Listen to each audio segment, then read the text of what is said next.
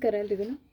ಅತ್ಯಂತ ಅದ್ಭುತವಾದ ಕವಿ, ಗೀತರಚನಾಕಾರ, ಸಾಹಿತಿ ಜಯಂತ್ ಕಾಯ್ಕಿಣಿಯವರ ಜಯಂತ್ ಕಾಯ್ಕಿಣಿಯ ಕವಿತೆಗಳು ವಿಚಿತ್ರ ಸೇನನ ವೈಖರಿ, ಅದರಿಂದ ಕೆಲವು ಪದ್ಯಗಳನ್ನ ಆರಿಸ್ಕೊಂಡಿದ್ದೀನಿ. ಬಹಳ ಚಂದದ ಕವಿತೆಗಳು.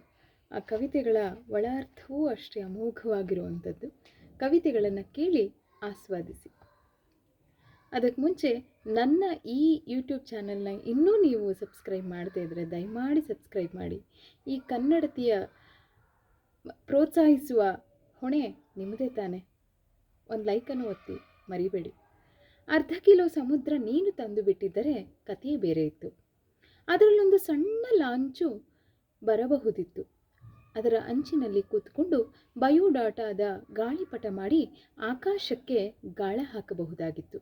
ನೀನು ಮನಸ್ಸು ಮಾಡಲಿಲ್ಲ. ಸ್ವಲ್ಪ ನೀನು ನಗಲು ಯತ್ನಿಸಿದ್ದರೂ ಕತೆ ಬೇರೆ ಇತ್ತು. ಮಕ್ಕಳು ಹೀಗೆ ಹೆದರಿ ನಿನ್ನ ಕಣ್ಣು ತಪ್ಪಿಸಿಕೊಂಡು ಬಳಸುದಾರಿಯಿಂದ ಓಡಾಡುತ್ತಿರಲಿಲ್ಲ. ಪ್ರೇಕ್ಷಕರ ಮಧ್ಯ ನಿನ್ನ ಮುಖ ಕಂಡು ಆಲಾಪದಲ್ಲಿರುವವರು ಕಂಗಾಲಾಗುತ್ತಿರಲಿಲ್ಲ. ಬಸ್ ಸ್ಟ್ಯಾಂಡಿನಲ್ಲಿ ಕಂಕುಳ ಕೂಸ ಒಂಟಿ ಹೆಂಗಸು ವಸಿಚೀಲ ಹಿಡಿಯಣ್ಣ ಎಂದು ನಿನ್ನನ್ನು ಅಂಗಲಾಚಲು ಹಿಂಜರಿಯುತ್ತಿರಲಿಲ್ಲ. ನೀನು ನಡುವೆಲ್ಲೋ ನಿಂತು ಒಮ್ಮೆ ಹಿಂದೆ ನೋಡಿದರೂ ಕತೆ ಬೇರೆಯೇ ಇತ್ತು. 40 ವರ್ಷದ ಹಿಂದೆ ಶಾಲೆಯಲ್ಲೇ ನೀನು ಮರೆತು ಬಂದಿದ್ದ ಬಣ್ಣದ ಪೆಟ್ಟಿಗೆ ಕಾಣಬಹುದಿತ್ತು.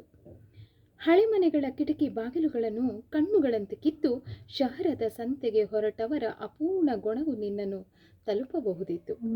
ಪೋಸ್ಟರು ಹಚ್ಚುವ ಪೂರರು ಹಚ್ಚುತ್ತಿರುವಾಗಲೇ ಗೋಡೆಗೆ ಅಂಟಿ ಹೋಗುವುದನ್ನು ನೀನು ತಡೆಯಬಹುದಿತ್ತು. ಅದಿರಲಿ, ಈಗಲೂ ನೀನು ಚೂರು ಬೇಗ ಬಂದಿದ್ದರೂ ಕಥೆಯೇ ಬೇರೆ ಇತ್ತು. ಬಂದಿದ್ದ ಕಾಗದಗಳು ವಾರಸುದಾರರಿಲ್ಲ ಎಂದು ಮರಳಿ ಹೋಗುತ್ತಿರಲಿಲ್ಲ.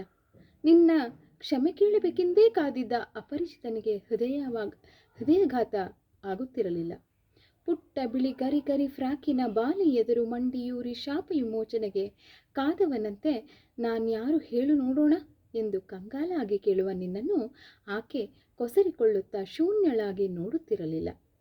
ಕವಿತೆಯಾಗಿ ಕಾಗದದಲ್ಲಿ ಏಕಾಂಗಿಯಾಗಿ ನೀನು ನಡೆಯತೊಡಗಿದ್ದೂ ಸಹ ಒಂದು ನಗ್ನ ಕ್ಷಣದಲ್ಲಿ ನಿನ್ನ ಅನುಭವಕ್ಕೂ ಬಾರದೆ ಹೋಗುತ್ತಿರಲಿಲ್ಲ. ಮತ್ತೊಂದು ಕವಿತೆ, ಬಾಕಿ ಪುಟ. ಓದಲು ಹಿಡಿದಿದ್ದ ಕಾದಂಬರಿ ಇನ್ನೇನು ಒಂದಿಷ್ಟು ಪುಟಗಳು ಬಾಕಿ ಇವೆ ಎಂದಾಗಲೇ ಶುರು. ತಳಮಳ, ಅಯ್ಯೋ ಮುಗಿಯಲು ಬಂತಲ್ಲ. ಮತ್ತೆ ಮತ್ತೆ ಮಗುಚಿ ಪುಟ ಸಂಖ್ಯೆ ನೋಡುವುದು. ಸದ್ಯ 30 ಬಾಕಿ ಇದೆ, ಸದ್ಯ 25 ಬಾಕಿ. ಈ ತಪಾಸಣೆ ನಡೆದಾಗ ಕೊನೆಯ ಪುಟ, ಕೊನೆಯ ಪ್ಯಾರ, ಕೊನೆಯ ಸಾಲಿನ ಮಜಕೂರಿನ ಕಡೆಗಣ್ಣು ಹಾಯದಂತೆ ಜೀವವೇ ಕಾಯುವುದು. ಇಷ್ಟು ದಿನಗಳ ಈ ಪರಕಾಯಿ ಪ್ರವೇಶ, ಅಲೆದಾಟ, ಅರೆ ಇನ್ನೇನು ಮುಗಿದೇ ಹೋಗುವುದೇ? ಅದೇಗೆ ಸಾಧ್ಯ? ಏನೆಲ್ಲ ಬಾಕಿ ಇದೆ? ಇನ್ನೇನು ಈಗಷ್ಟೇ ಶುರುವಾಗಿದೆ, ಅದೇ ಹೇಗೆ ಮುಗಿದೀತು? ಇಷ್ಟರಲ್ಲೇ ಎಲ್ಲ. ಮೈಥಿಲಿ ಇನ್ನೂ ಮನೆ ತಲುಪಿಲ್ಲ. ಆಪರೇಷನ್ ಥಿಯೇಟರಿನ ಬಾಗಿಲಿಗೆ ಬಂದು ದಾದಿ ಇನ್ನೂ ಹೆಸರು ಕೂಗಿಲ್ಲ. ಪಕ್ಕದ ಮನೆಯ ತಂತಿಯ ಮೇಲೆ ಒಣ ಹಾಕಿದ ಉಡುಪುಗಳು ಮೊನ್ನೆಯಿಂದ ಹಾಗೆಯೇ ಇವೆ, ತೆಗೆದಿಲ್ಲ. ಟ್ರೂ ಕಾಪಿಯ ಸಹಿ ತಾಳೆ ಆಗುತ್ತಿಲ್ಲ. ಮೊಮ್ಮಗುವಿಗಿನ್ನೂ ನಾಮಕರಣ ಆಗಿಲ್ಲ. ಮತ್ತೆ ಇವೆಲ್ಲ ಇಷ್ಟರಲ್ಲೇ ಪೂರೈಸಿತು ಹೇಗೆ?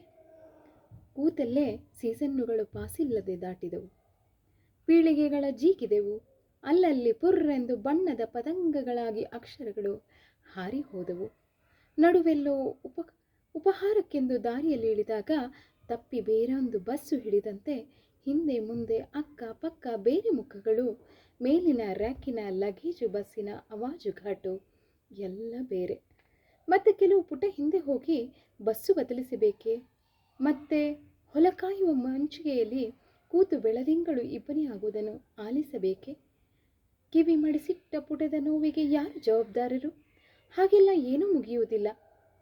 ಮತ್ತೆ ಅದೇ ತಿರುವಿನಲ್ಲಿ ಅದೇ ಜನ, ಅದೇ ಥರ ಸಿಕ್ಕರೆ ಹೊಸ ಮಾತು ಆಡಬಹುದಲ್ಲ. ಇಂಥ ಅದ್ಭುತವಾದ ಕವಿತೆಗಳು.